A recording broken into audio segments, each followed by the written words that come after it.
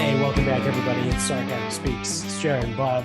And I just was looking at this. Side note, we'll get to the side note later, but I want to start getting in with this. So I guess it doesn't make it a side note, but oh well.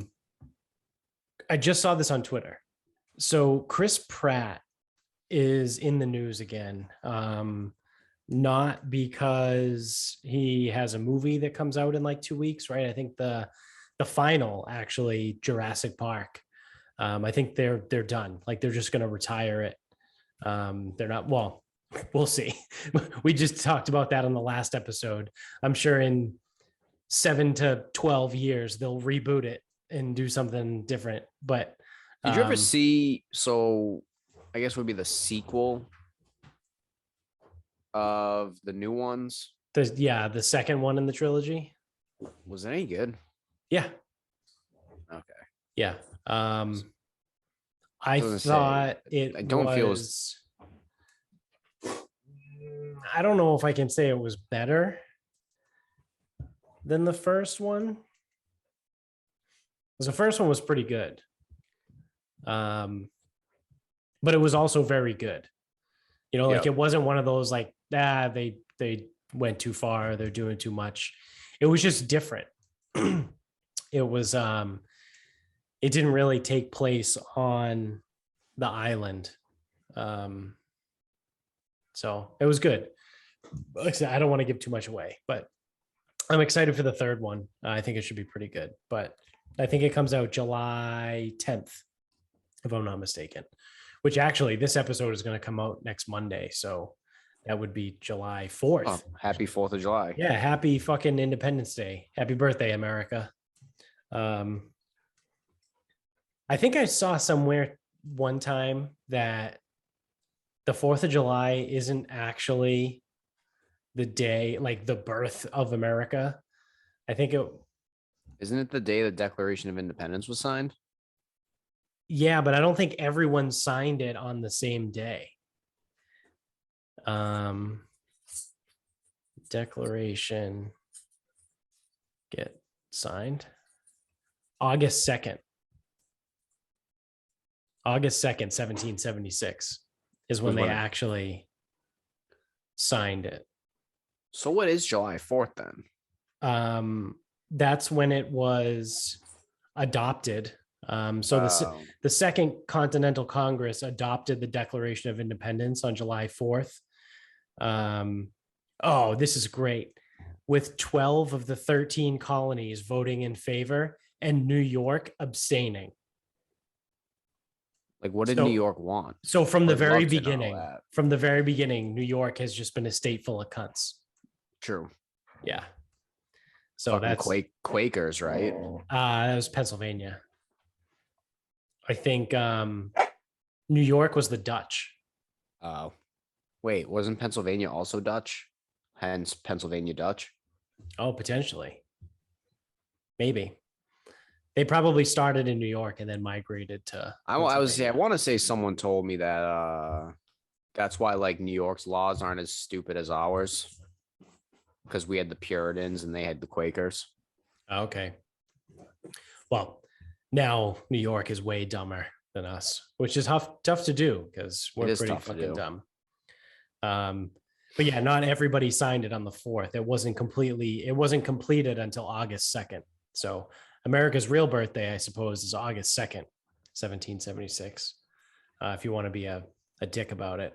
But happy kind of quasi birthday. So this is like calling Cinco de Mayo Mexican Independence Day, because real Mexican Independence Day is like September 12th. But all the dumb Americans think that Cinco de Mayo is Mexican Independence Day, and it's not. They should just call it National Margarita Day, and it would be the same thing. Yeah, seriously. So yeah, there's your history lesson. The 4th of July is not when everyone signed the Declaration. That wasn't until August 2nd. But anyway, July 10th, the new Jurassic World movie comes out, because they keep tweeting at me. I feel like Nikos when people like just random movies, like will tweet at them. because they tweet at me randomly and be like, hey, Jared, don't forget July 10th, whatever. So Chris Pratt was, I think, just did sat down with a piece for Men's Health, is what it looks like. That's at least the cover here. With a picture of him. So he did an interview, and it says that he cried over backlash for his comment that he made a little while ago. So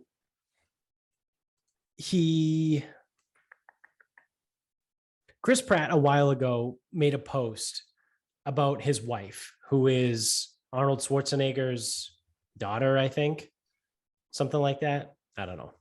Somehow is related in the whole Heinz Schwarzenegger thing. So he made a post about his wife and was like, I love my wife. She's given me an amazing life, and a gorgeous, healthy daughter.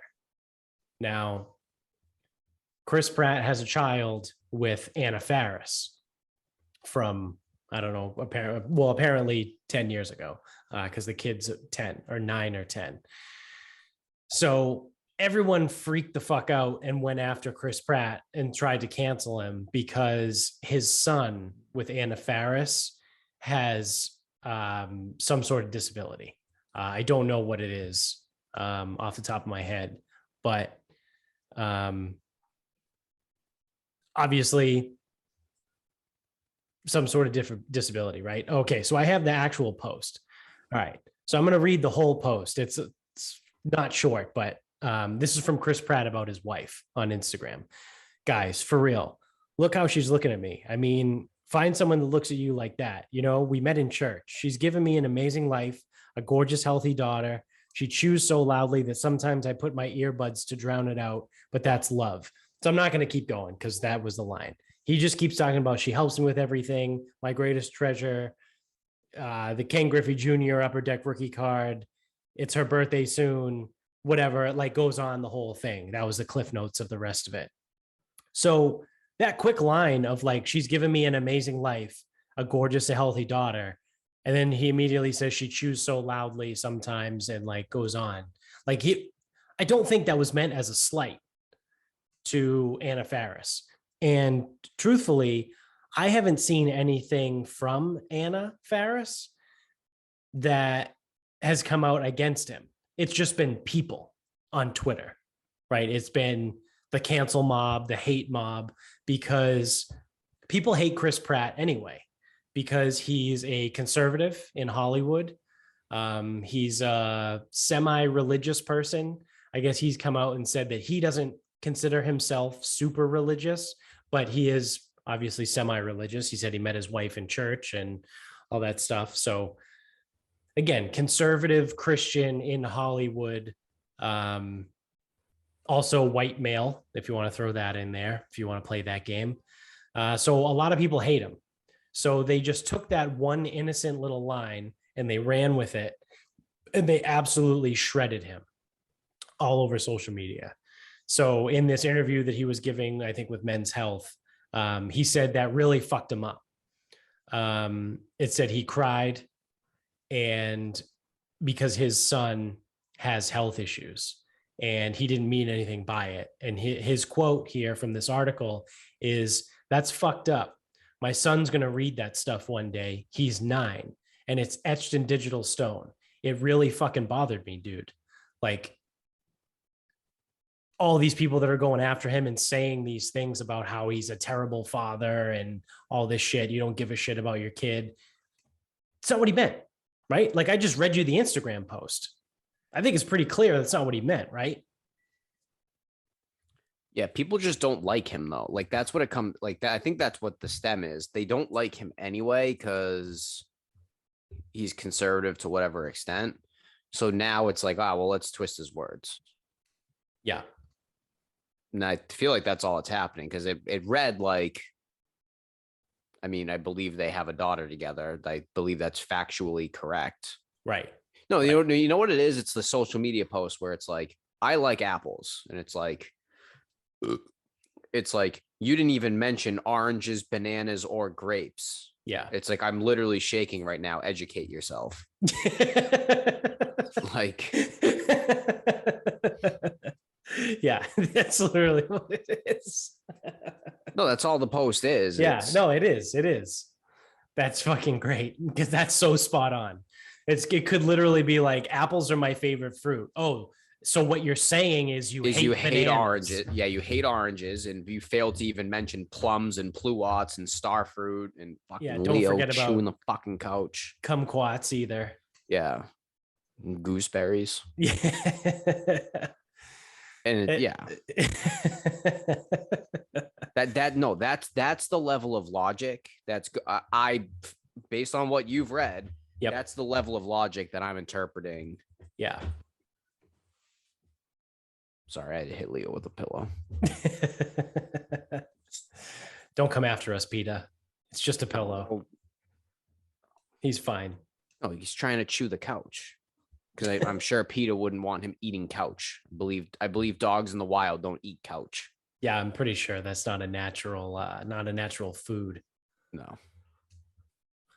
Like, I don't know why he's doing this. He only does it when Michaela's not here and I'm recording. Yeah, because he wants your attention. Yeah, well, if he would just fucking sit here, he'd get my attention. But no, he's got to chew the couch. He's got to be a pain in the ass. So that's that. Like I said, I haven't seen anything from Anna Faris herself that's angry, right? So like if anyone were to be angry and talk shit about Chris Pratt saying that, it would be Anna Faris because it's also her child. However, she seems to not have a problem with it.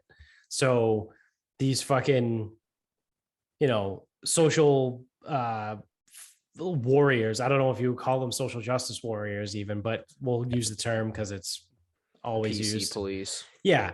All these people are like running to the rescue of Anna Faris and this child. It's like, I'm pretty sure of all the people in Hollywood, if I had to guess, I would say Chris Pratt is probably a pretty good fucking dad. I mean, listen, I have no idea how to like judge him on his parental abilities, but he seems like an all around like pretty good guy. Yeah, again, it's like I'm sure he's fine. Like I'm sure it does what he can. I don't know, but I just I'm still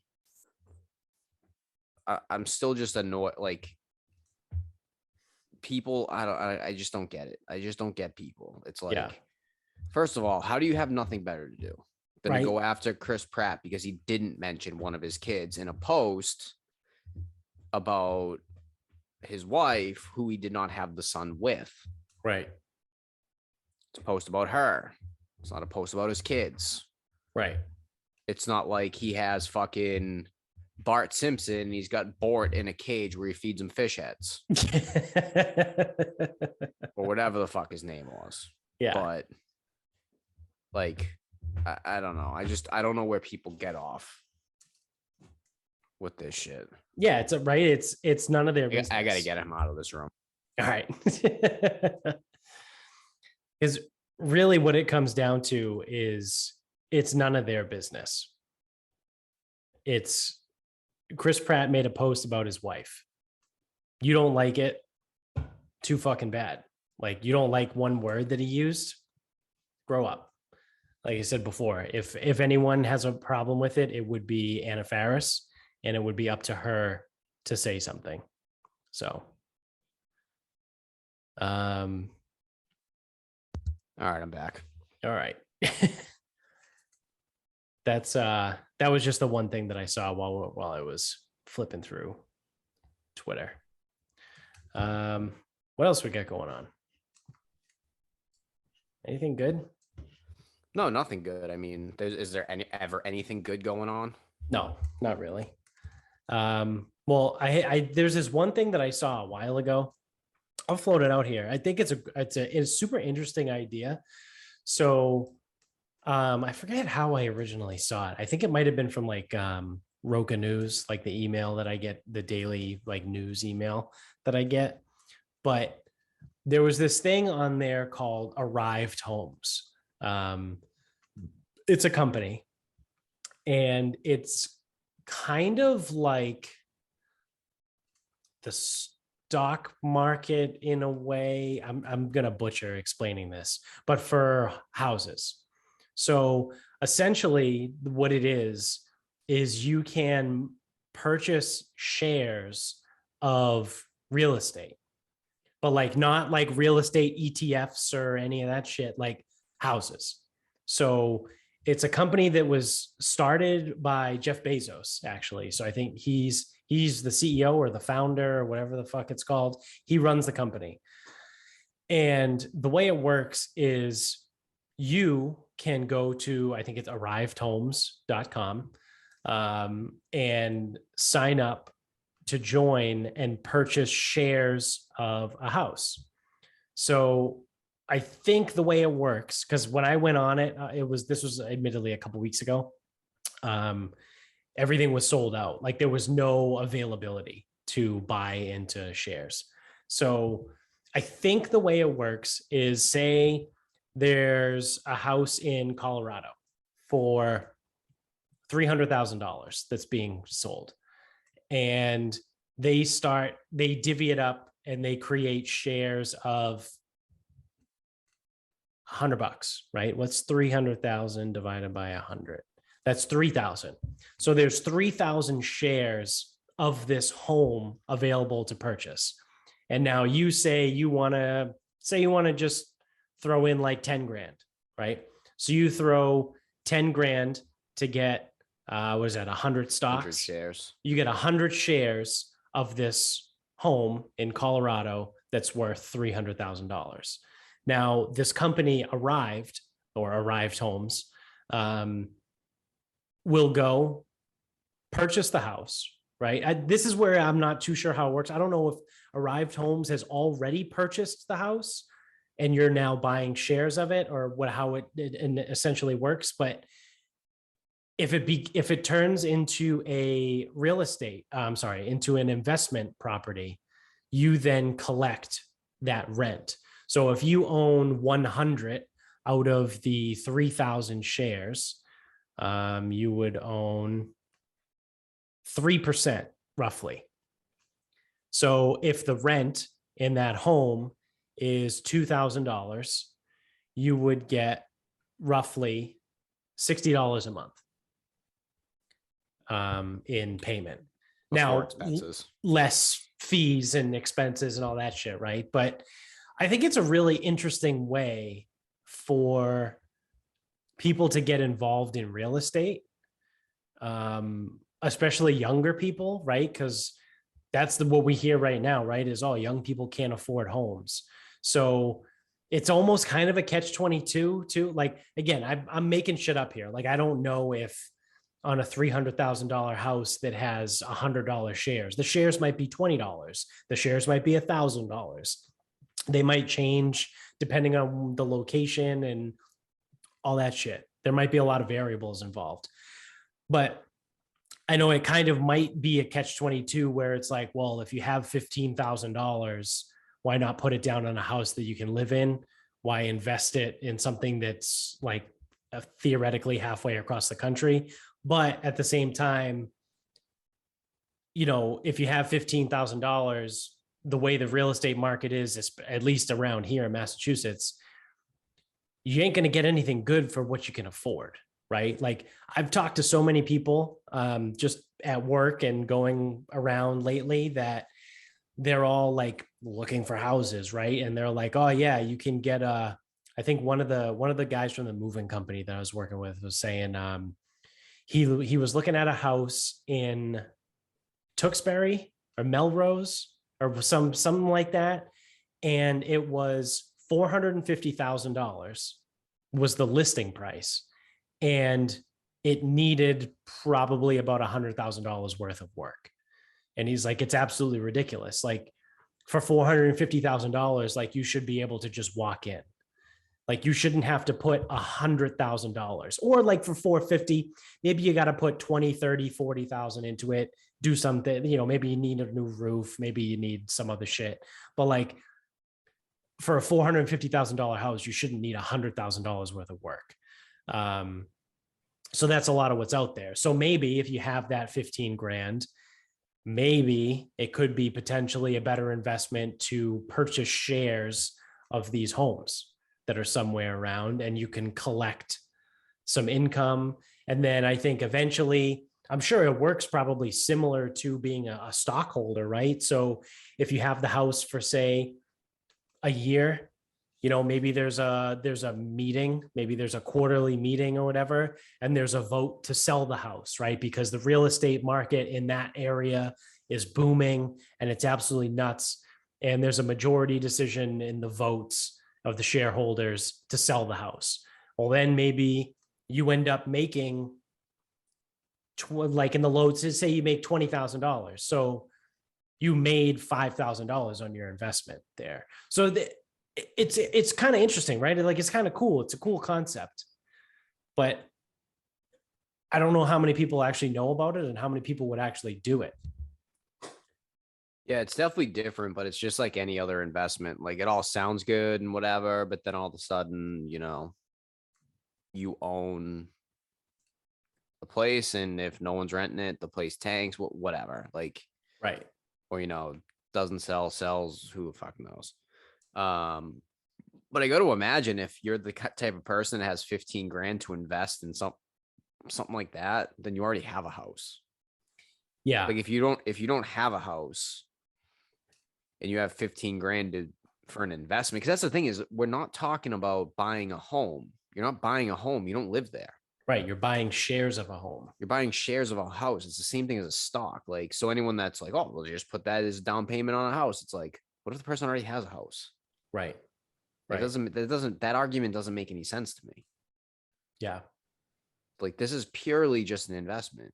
Yeah. Now, you might not agree with the investment. That's fine. But like, again, it's the same thing. Like I'm going to have to buy a new car at some point. It's like, oh, wow, you bought a car. Well, you could have used that as a down payment for a house. It's like, yeah, but I need a fucking car. Yeah. Yeah. Or it's like, yeah. Like, that's not the purpose of that money. That purpose of that money is to make more money. Yeah. Yeah. In a perfect world. Right. Right. It's so easy for people to just sit there and be like, oh, you should just spend it on this. It's like, yeah. That's not the point. But to your point, but I need a car. Like, I have to drive to work every day. I don't live next to or at my place of work, so I need to commute. So if I use that money for a house, I now don't have a car. Imagine that, telling like a stranger that's like, oh yeah, now I'm going to do this like investment thing. It's called, no, don't do that. It's like, what the fuck? Yeah. Yeah. Who the fuck are you? Yeah. Just unsolicited advice. No. You should save that money for a down payment on a house. Like, motherfucker, I already have a house. Or motherfucker, like, yeah. The reason I have the 15K is because I wanted to make more money. Right. Don't you think that if I needed it to fucking put a down payment on a house, I'd fucking hold on to it? Yeah. Yeah. Yeah, it's interesting. I don't know. Like I said, I didn't look super much into it because everything was sold out. Like, there was no opportunity to buy shares. But it would be one of those things, right, where I think right now would be an awful time to get into it, because I think the housing market is about to just fucking shit itself. But it does lend itself to, like I said, you invest $15,000 initially, you collect whatever it is, $100 a month. And then in 1, 2, 3 years, it sells and you make, 25, 20. You made that $100 a month for 3 years. And then at the end of the 3 years, when it sold, you came away with 25 and you made 10 grand plus that $100 a month over the through. Is that like 3 grand roughly? So it's like, actually, you know what? No one should do this, because if that situation did play out, you would have to pay tax on the capital gains, and you don't want to do that. Oh yeah. Yeah. It's better to make no money than to pay capital gains. Yep. Yeah. We learned that Oh yeah, no, you can't pay capital gains. You have to Yeah. hold that. Oh no, you can't sell that. You can't sell that stock right now. Capital gains tax is going to be 30%. You got to wait a Yeah. year, so the capital gains So tax is only 15%. yeah. Yeah, on a $250 investment. Yep, it's the difference between Nothing. yeah, I don't even know, $75 to $60. I think it's like a difference of $15, a 30% to a 15%. Yeah. Yeah, Pretty good. no, you got to wait for a year, so your capital gains goes to 15%. All right, yeah, maybe if you were investing in the Like actual tens, money. like the tens of thousands, or But and even then, the hundreds of thousands. yeah, I guess. Yeah. Because if you have like real money, then yeah, but even then it's like if the time to sell is the time to sell, then you fucking sell. Like Right, yeah, because there's got to be an algorithm for that too, right? Where it's like the point of, I don't want to call it the point of no return because that doesn't make sense, but that's the first word that popped in my head. But it's like that point of, it gets to the point where it's at this number, and if I pay 30% capital gains tax on this, it's more than if it drops, yeah. 10% in a year and I only pay 15% on that number. Like there's a lot of really fucking smart people out there. Like there's got to be an algorithm for that. Like that number, that if number, if the stock gets up to, $1,300 a share, like you just fucking sell, because that 30% capital gains tax means nothing for the amount of money that you just made on that stock. Like it's Yeah. negligible. You know what I mean? Like, because that's the other thing too, right? Like if you were going to come away, say you absolutely crushed it, right? You're the 1 in a million person, like you hit the lottery, that you bought a bunch of stock in something, and then in 9 months, it fucking 12x's, and you made $1 million on this one stock on a, whatever, call it like a fucking $1,000 investment, right? And you're sitting on $1 million. Dude, sell that shit and pay the 30% capital gains tax and fucking walk away with $700,000. Like, you know what I mean? Like, what the fuck? Like, you really gonna bitch about walking away with $700,000? Yeah, no, you gotta wait and then it'll stay the same number probably. Oh yeah, definitely. Yeah, Yeah, it yep. definitely doesn't go back down. Things Yeah, don't because go up and down. that's how stocks work. They only go up. They only go up. Yeah, because then you'll get 850. Yeah, yeah, yeah. Well, I mean, the price is going to be the same next year. Yep. And then come to find out they fucking lied on their books. The company goes bankrupt, and their stock becomes a penny stock, and now you're out your $1,000 initial investment because you're a bitch, and you can't sell. Hasn't been a year. So Do love that. My accountant always says that too. He's got people like they make like legit money and they're like, I need a business that loses money. And he goes, mathematically, that doesn't make any sense. Like, well, it reduces my taxes. He goes, yeah. So he goes, in order to reduce your tax liability, you're gonna lose $1 for every dollar. He goes, or you pay the taxes where you lose 2/3 of $1 for every dollar. No, yeah, no, I'm sorry, a third, right? A third. You keep a third, you yeah, keep 30%. Yeah, because he goes, you lose a third of every dollar, or you lose every dollar. Yeah. And there are people running businesses that don't understand this. Yeah, people are so fucking stupid. Because he said it too. He goes, I would love to have $1 million tax liability. He goes, do you have any idea how much money I'd be fucking making if I had $1 million tax liability? Because I wish I had one. Yeah, that'd be great. like, how do you even do that? Like, how do you have something that's $1 million tax liability and not actually go bankrupt? Like, what would consist of, like, what would theoretically be $1 million tax liability? Hold on, let me see if I can do some quick math. Divided by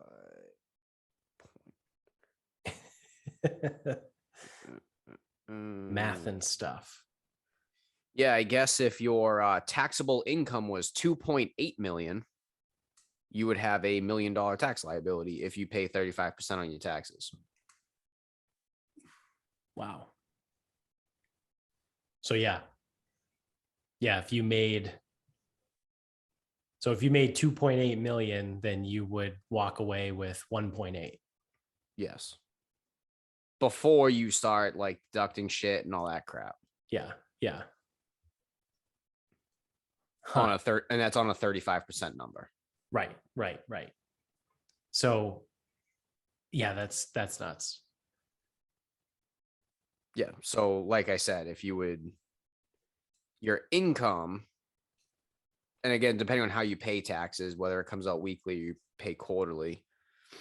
Yeah, if your income was 2.8 million, you would owe $1 million in taxes in a year without any before deductions, before any of that crap. Yeah.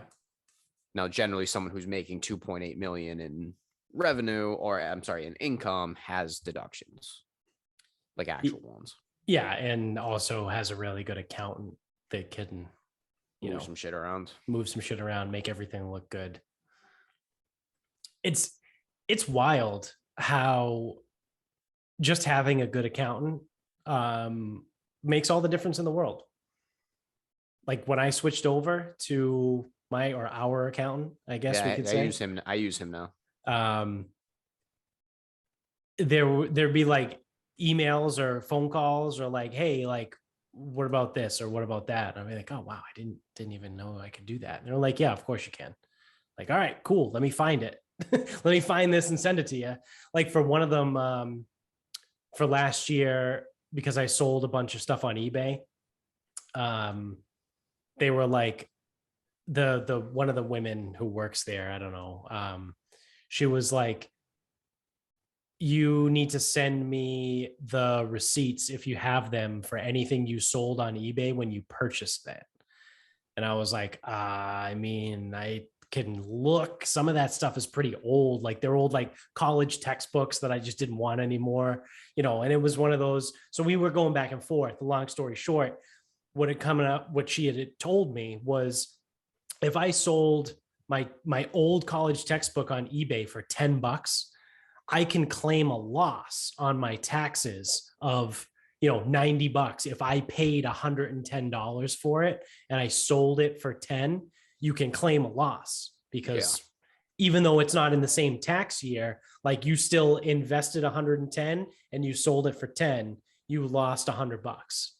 So it's like you can take that off your liability as far as like the eBay, the eBay stuff. Yeah, you can only use that against. So say you made like $1,000 in eBay sales over the course of the year, and you had 10 textbooks that you lost $100 on. That's it. There's no more. Right.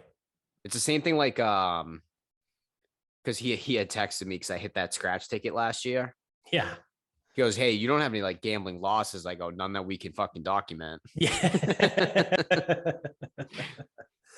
And he's like, because not only would it be not in this state, it would like that. Actually, none of them, Rhode Island is, Rhode Island, New Hampshire, Antigua, none of that would count. It all has to be through the state, which means it has to be other scratch tickets or the number. That's when you show up to a liquor store and go behind their counter and dig through the trash for all the losers. Dude, I hit this. So if I really gave a fuck, like if I really gave a fuck, what I would have done is waited to cash it until tax year 22, and then started collecting all losing tickets, whatever, and eventually written it off. Yeah. Yeah. Well, I did the math on how much extra money it cost me in taxes. And it definitely is less than the effort of collecting $1,000 in losing tickets would have been. Yeah. Yeah. It's like, I don't know. Cause it just got lumped into that's the thing is it just got lumped into my income. So like, cause all my taxes are weird. So like, it's kind of all over the place. Like, Cause you guys do K1. Yeah. So we have a K1 and then it's like, so we were paying like, we were paying quarterly before, Mhm. And now we're doing a mix of like some weekly and some quarterly, and it's like a whole thing. Yeah. Yeah. But basically, if you think about it, say you are someone who makes $60,000 a year and you pay taxes, and normally you would get, say, a $2,000 refund every year. Well, if you hit a fucking scratch ticket for $1,000, you just get a $1,000 refund that year. Yeah. Like, that's it. Like, Yeah. It it's just equal. counts towards the income. And it's equal because it's like, oh, well, I'm losing $1,000. It's like, no, you won $1,000 Yeah. on the You hit scratch that ticket. scratch ticket.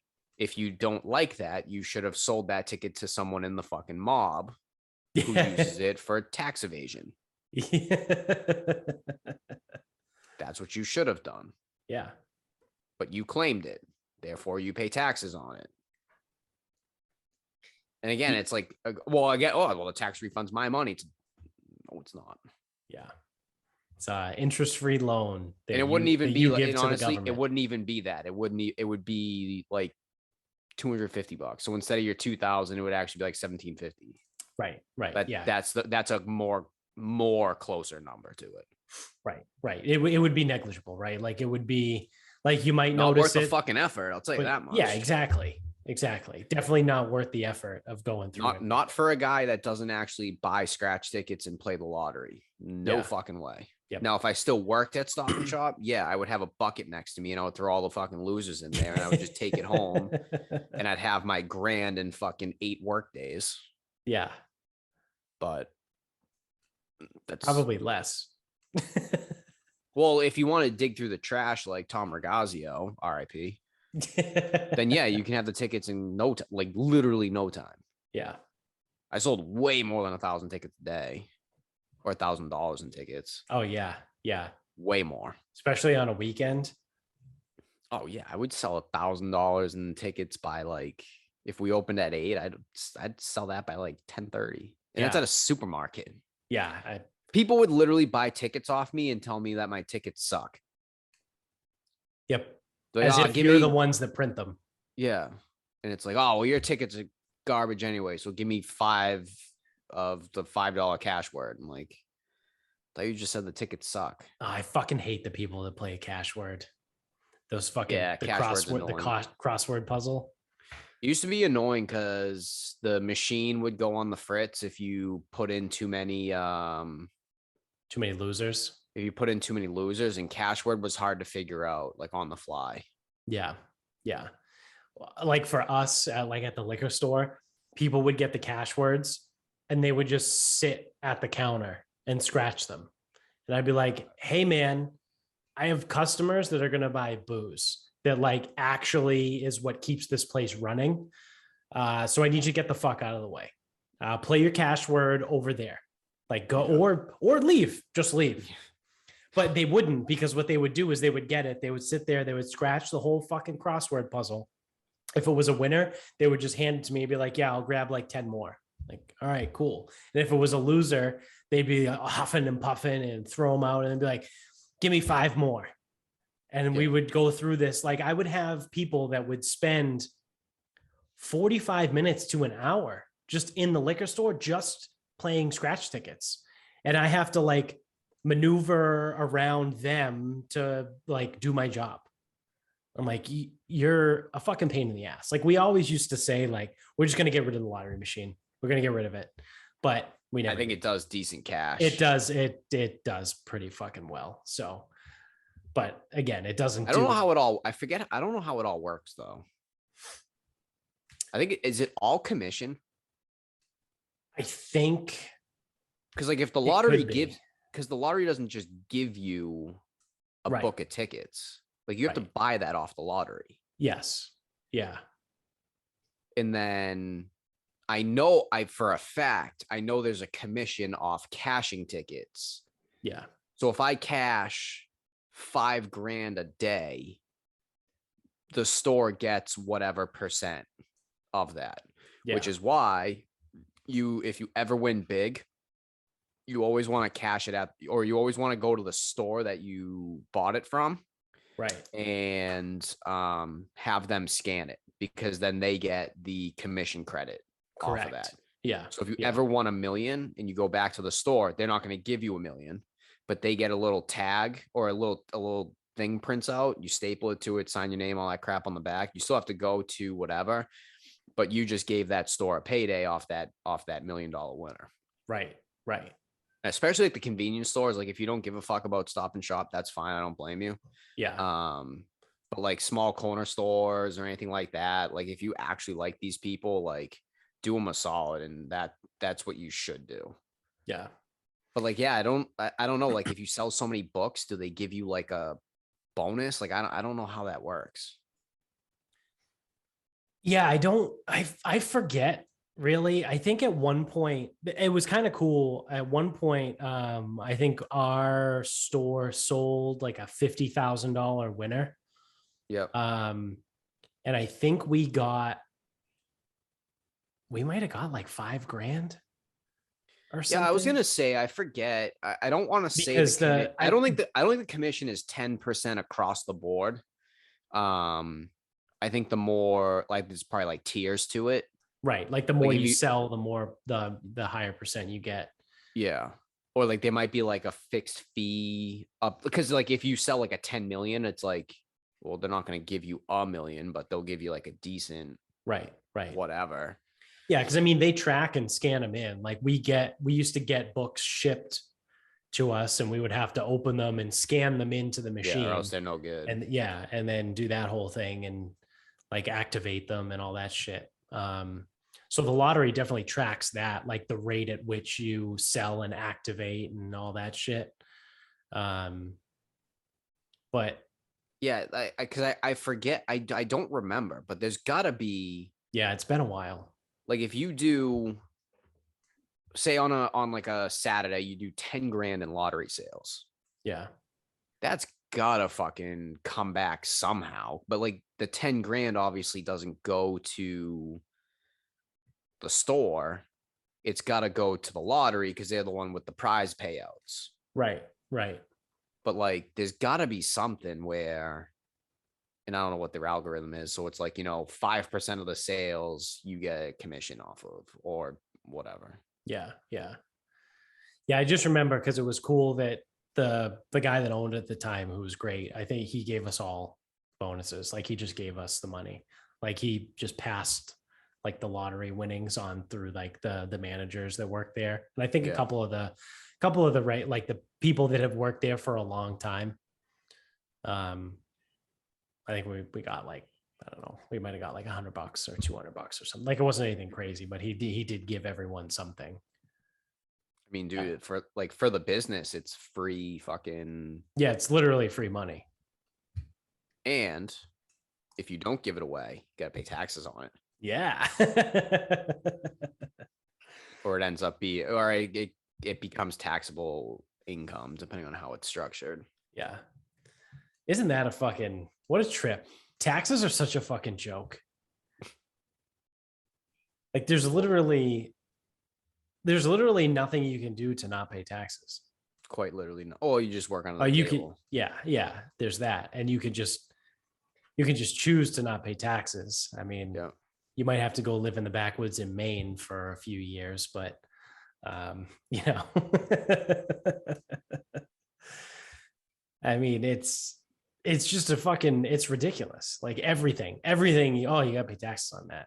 Oh, you gotta pay taxes on that. Well, like it's income. You can't make any money and not pay taxes. That's how it works. Or work under the table. Which is just a crazy fucking concept, right? Like talk about like, I know it was this last episode, 2 episodes ago now. I don't know. It was literally like yesterday for us, but I think it was 2 episodes. When I was talking about like making the government smaller, right? Smaller federal government, like, yep. Maybe if we didn't pay so much taxes, then we could actually have a smaller federal government. Well, they wouldn't have their funding. Yeah. So they have to be smaller. Although I don't know. I don't understand how funding the government works. It just seems like when they just go money, please, it just shows up. Yeah, it's all fake. They just make it up. The Federal Reserve just kind of does whatever it wants. I think we really, I mean, I say this, or I'm about to say this, I don't know that much about it. But from what I gather, we basically fucked ourselves in the ass when we took ourselves off the gold standard in the 70s. Because at that point, it was like everything just kind of like ceased to be real. Like from that point forward, money was literally fake. Like it didn't mean anything, it didn't represent anything. Because up until whatever it was in 1976 or 77, whatever the fuck it was, every dollar that existed in circulation correlated to the amount of gold that we had in banks across the country. And then one day, good old Tricky Dick decided, I'm going to take us off the gold standard. We're just going to go on this thing called credit. Yeah. And then everything went to shit, right? Like then it's literally like money became fake. So you go on credit. So it's like when you're down like 500 going into Saturday and you're just hopping in on the online casino. Yeah. Then all of a sudden you're down $1,000. Yeah. Yeah. So you got to bet triple to win it all back. No, because you max at $1,000. If you're down $1,000, you can't bet anymore. But that's what the thing was when the envelopes got to go out. They go out on Thursday. They come in on Thursday. They go out on Friday. Yeah. Then all of a sudden it's like, oh, I can only give you like 200, and it's like, dude, you were in the fucking casino.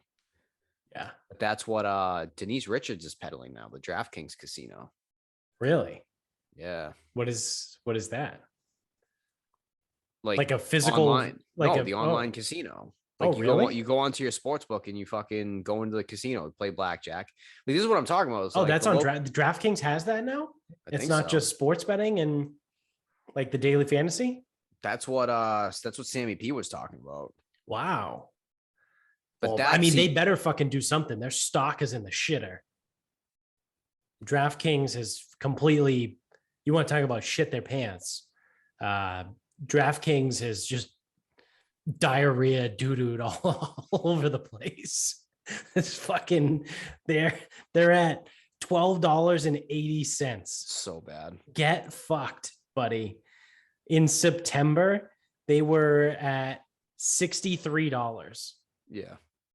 And they're at less than $13 right now. It's pretty good. Yeah, pretty fucking awesome. And then in March of 2021, when they hit their all-time peak, they were in the 70s. They were around like $72. Good times. Yeah.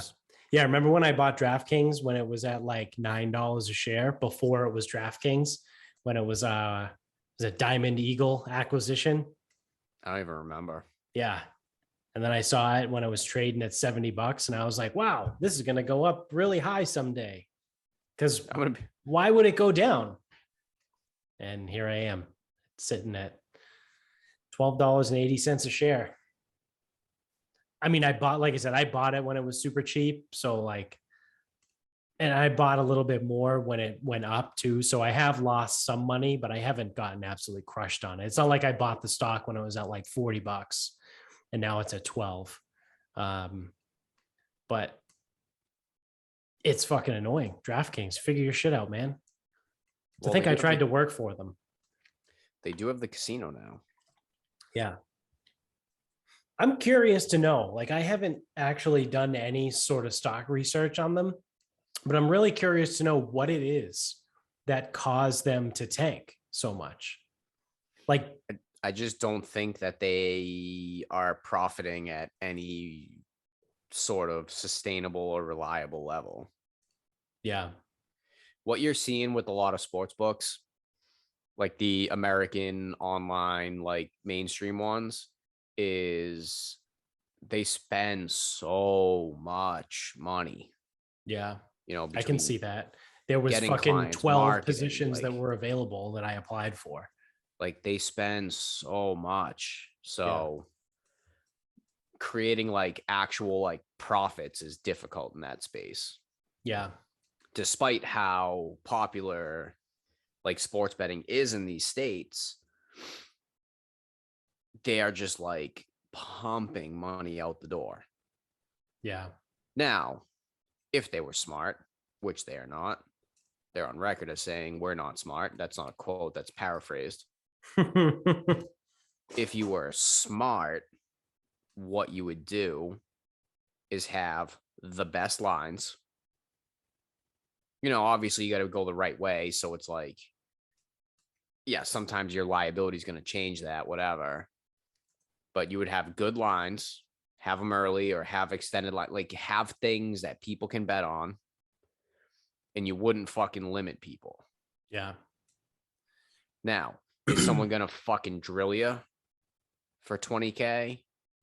Yeah, probably. But someone else, like if you're letting fucking guys get down, like someone's probably going to come in at 20K on the other side. Right. Right. Never mind that the way it used to work, and one of our buddies' grandfathers was this guy. Yeah. Hey, I got 30K in on the Bears. You want the Cowboys at 10K at minus 105 or plus 100? Yeah, if you do plus 100, I'll do 10K. Yeah. Got it. Yep. And then the Bears inevitably lose. So your 30K is gone. Your 10K goes back out. Bookie wins 20. Right. That's how it used to work. Like that's how they used to balance the books. Right. It wasn't fucking limiting people and being like, oh, a prop bet, you can bet $27. It's like, no, establish minimums and keep them there. Like, stop fucking with people. I don't know. Yeah. Well, it's interesting because I just looked it up while you were talking about that. The established, and I know it's a little bit different because these are actually casinos, but the established books and casinos are doing just fine. Like the Las Vegas Sands is in the $30 range, and they're down in the last year, but they're only down. I mean, everything's down right now. Right. They're only down $17. Win Resorts is right around $60. You know, what else is there? MGM Resorts is right around 30. You know, so it's like, yeah, everything is down in the market, but DraftKings has like just been absolutely fucked. Is FanDuel public? No. No, but Penn is. Penn, they're just as fucked. Yeah, well, I think they ran hot because of Barstool. And that's the thing, though. So I think they actually have the lowest expenses out of most of the books, and it's because they can do a lot of it from within. Right. Yeah. So this goddamn fucking DraftKings stock, man. Oh, I just dropped my phone. Yeah. Well, I guess I won't be retiring anytime soon. Yeah. Everyone's favorite thing to say. I love that. People say that, like people our age, like at work or like a little bit older. Oh, I guess I won't be retiring anytime soon. It's like, when were you planning on it? No shit. You're 34 years old. Like, were you planning on retiring soon? Like, you got at least 30 more years in you, pal. Like, yeah, that, or you need to find a lot of money. Yeah. You want to retire. All right, pal. Find a lot for you. Like you said, find a lot of money. I hope you got a lot of money sitting around. You might need something in the $15 million tax liability situation. Yeah. So, you got anything else? You want to start wrapping this up? We can wrap this up. I got to pull up my post. All right, I got it. Ernst Young, local guys. Yeah. Pays $100 million to the SEC after admitting that dozens of its audit personnel cheated on the ethics portion of the CPA exam and that the firm misled regulators probing the misconduct. Now, what I really like about this is cheating on the ethics portion. Yep. That's my favorite part of this. It's also my favorite part too. Yeah. Like, I don't really care. Well, whatever. I don't know. It's like a cheat. It's a cheating scandal. It's all it is. EY is probably paying for people to take the test. They want their people to pass. And then they can, hire those people, whatever. It gets messy if they fail. Like it's like our assistant groundskeeper at Sharon.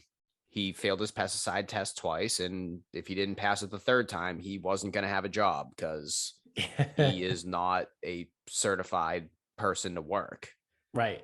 We don't need another uncertified, unqualified person. So he passed. Credit to Greg. Shout out to Greg. Yeah, like it's the same thing. It's like you need your people to pass. You're probably paying for them to take the test anyway. So like whatever. But I love it. It's on the ethics portion. Like they cheat on the ethics portion. Yeah.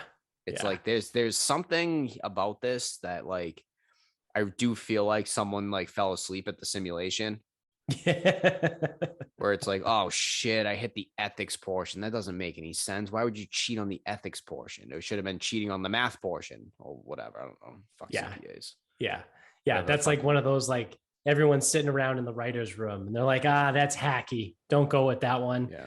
And then they forget to change it in like the second, like when they go back and do like the second draft or like change the editing process. It was an oversight. Yeah. They won't notice. Yeah. Hopefully they won't notice. Yeah. And I don't think most people did. Most people in the comments would be like, where are they going to get that money from? Like, where the fuck? They have that money, 100 million? Yeah. You think they give a shit? I wonder how much they handle. That's interesting. I'm going to look that up. Like, big financial company like that? Like, I wonder where they're going to get that money from. Yeah. What do you mean? They write the fucking check.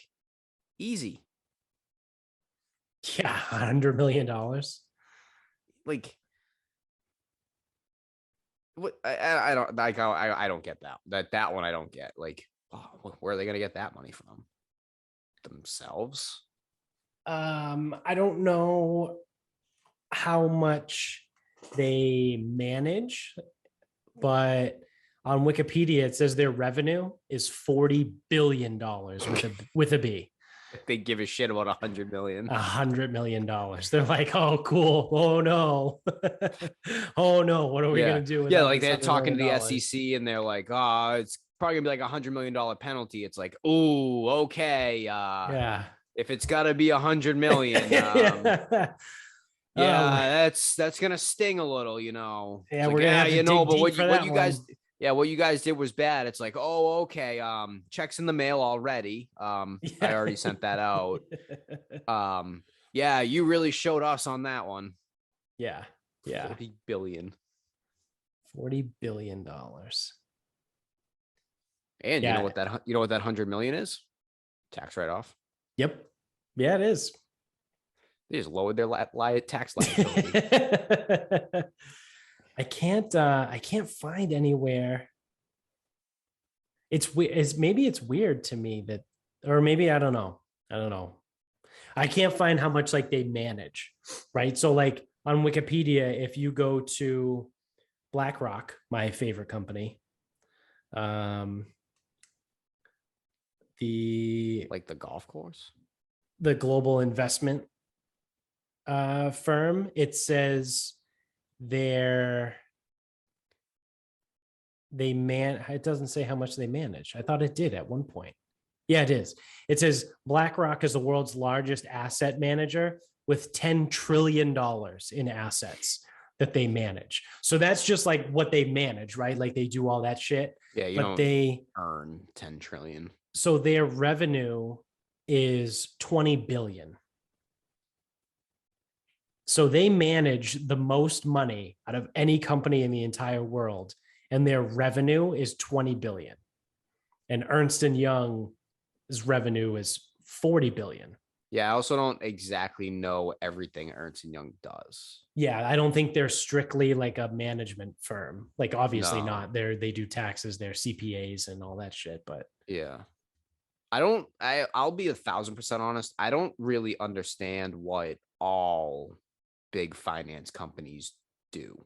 Like Liberty Mutual, like I do not understand, because it's like they sell insurance to the consumer, but they also have investments and they're managing shit. And Yeah.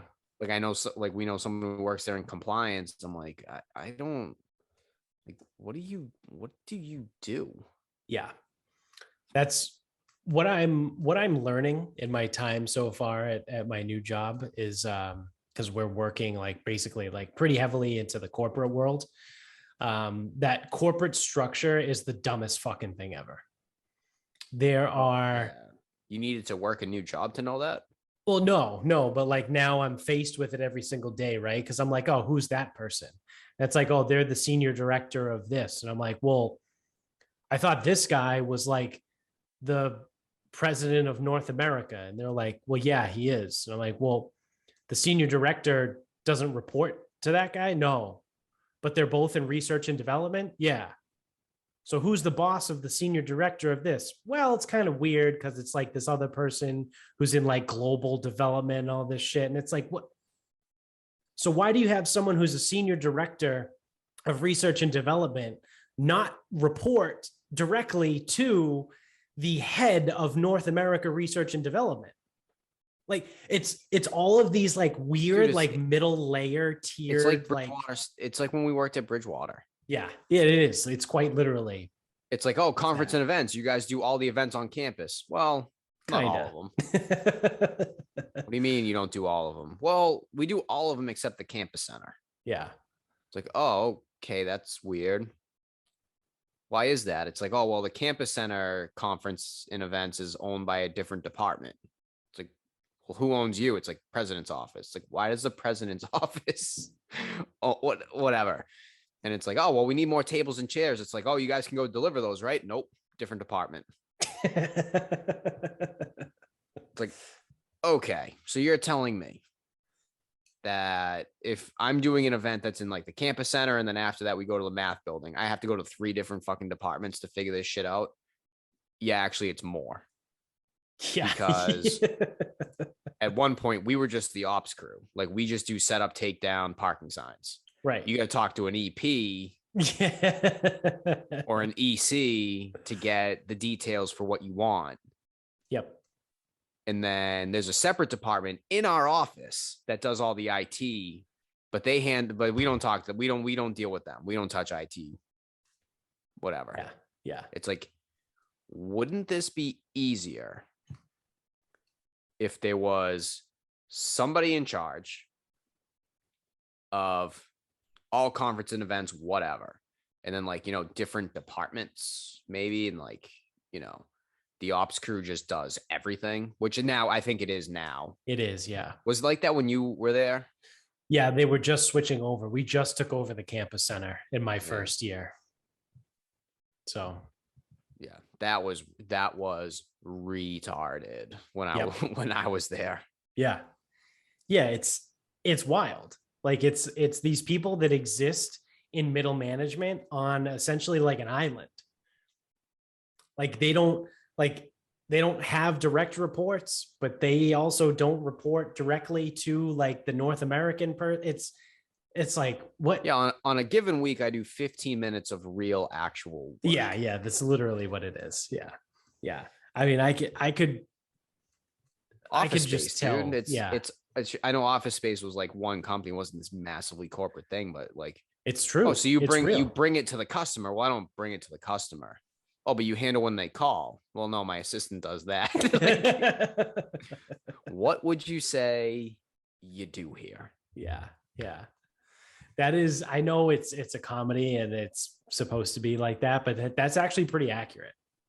Dude, I've never met anyone who's actually worked corporate and not found Office Space to be the most relatable movie ever. It's like, you make one mistake and 8 fucking people talk to you about it. Yep. And you have like one person who does one job, but they only do with that, like Bridgewater, like they only work with that one department. So it's like, hey, I need work with this one guy all day doing different things. I'm like, oh, hey, like I need like this done over here. And they go, nah, it's not my department. Like, what do you mean? Like you're in the building, like you're supposed to be running the building. Well, yeah, well, I run the building, but only for like the research department. Like I don't do that other stuff. And I'm like, okay, so who's your counterpart for that other stuff? Well, there isn't one. So can you do it? No, it's not my department. I'm like, oh my fucking Christ. I hate corporate America. I could never do the corporate. I would be fired so fucking fast. Oh God. I would be fired so fucking fast. I would have HR issues. It would be a mess. Yeah, there's a lot of I think I said this on an episode like shortly after I started working, when I was like, for the longest time, right? Like we talk about like, you hear the shit in the news. We're like, oh, these old white guys, like women in the workplace have no say. And I've always been like, I don't understand any of that because I've always worked in education or nonprofits or anything like that, or the fitness industry where like none of that shit matters. Now I'm in the corporate world and I'm like, oh yeah, that shit's real. That shit's real. Like these old white dudes that sit around and like talk shit about like women and like some of the shit they say people. About like the younger, like attractive girls. It's like, wow, like you think it's still like 1978. Like yeah, dude, it's when I play with the old guys on the golf course. Yeah. It's like literally going back in a time machine. Yeah. Yeah. And I'm like, wow, okay, it's crazy. All right, this is real. It's crazy. I'm trying to think. I had something like this happen on the golf course. Oh no, it isn't on the golf course.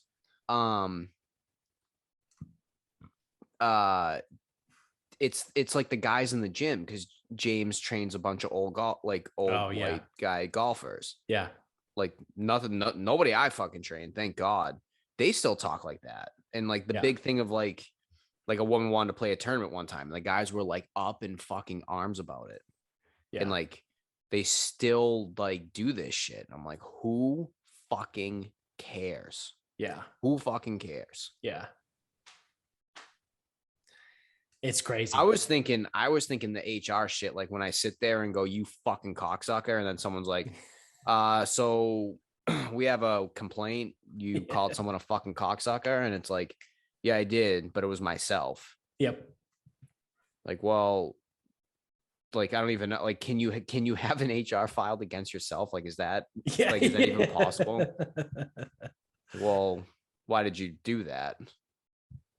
Because I was being a fucking cocksucker. I don't know. What do you mean? It's like, well, could you use different language? No, I was being a fucking cocksucker. Could you use different language? I mean, I figured cunt was probably worse.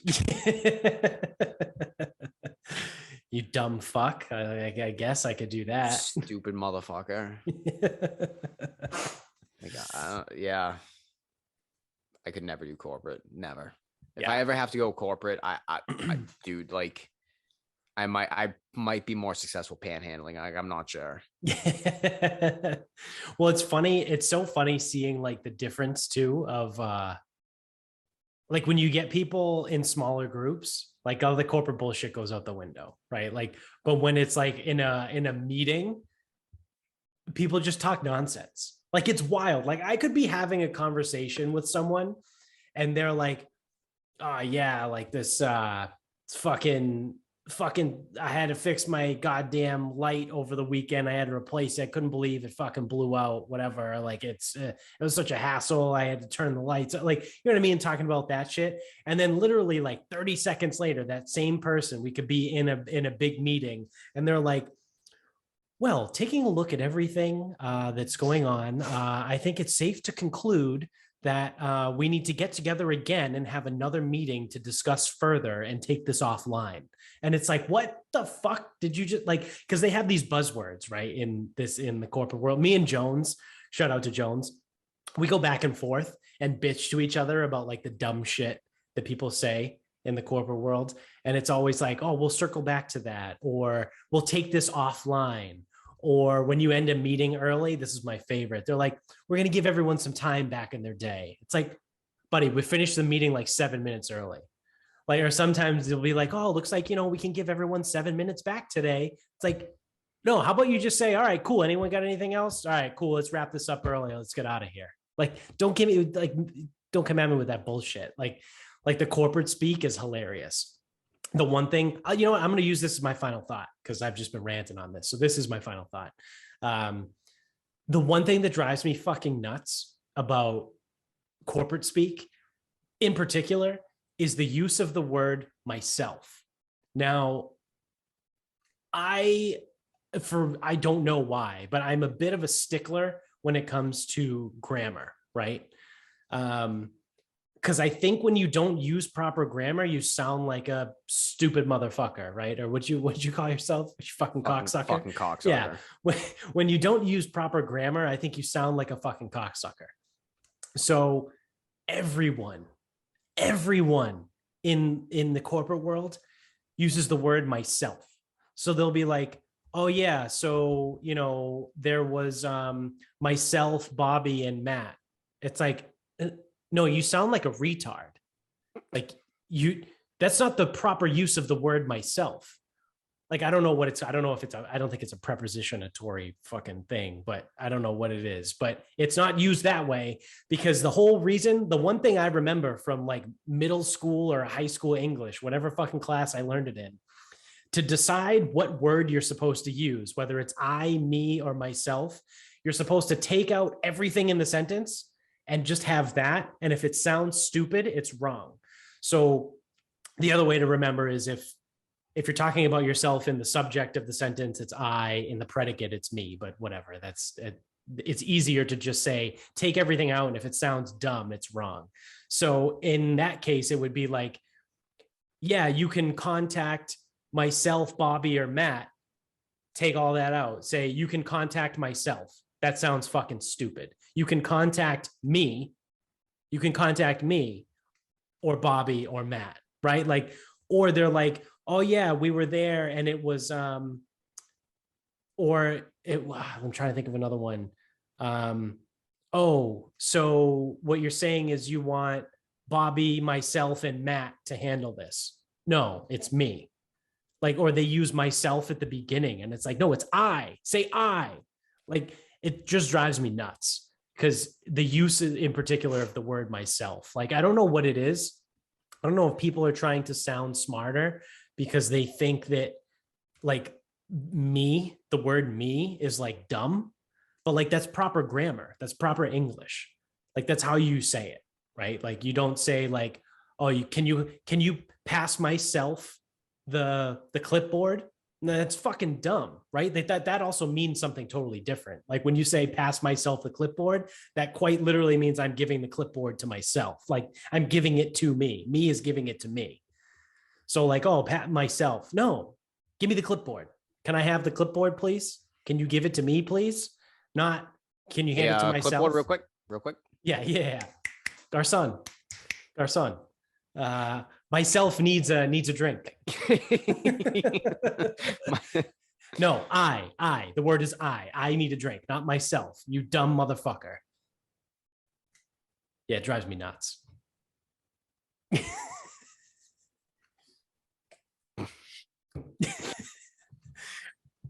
Could you lend myself a stapler? Yeah. Feel free to reach out to myself, Steve, or Jeff. Reach out to myself. So you want me to call me? Reach out to myself. Like that's literally like what? No, it's reach out to me. Just say me. I don't know. I don't understand. Well, see, this is what, and it comes down to like, obviously this is just like a pet peeve thing, but it's like the reason why I always like inform the kids that their teachers might not be as smart as they think they are. Just because someone's like dressed halfway decent and works in like a fucking corporate office doesn't mean they're smart. Right. Now they may know their job and they may be good at their job. Right. Doesn't mean they're smart. Yeah. I mean, if you do the same job for 30 years, chances are you'll probably be pretty good at it. Ideally, you would be pretty good at it. And it doesn't mean you're a smart person. No. Look at me. I'm a fucking idiot. Yeah. Hey, me too. But if you want a program, I'll have it for you and fucking... I can have a 2-day program in 5 minutes. It'll be fucking nails. Yeah. So that's that. Thanks to mybookie.com. We should have done that promo read when we were talking about DraftKings because fuck DraftKings. Can't even use DraftKings in this state anyway. So fuck them. You want to use MyBookie instead. Go to mybookie.com. Use the promo code SarcasmPod when you sign up. They'll double your first deposit up to $1,000. Then we got grillyourassoff.com. I use them tonight. I tell you, I use them almost every day when I cook my dinner. And then when I prep my lunches too, grillyourassoff.com. Greatest food company.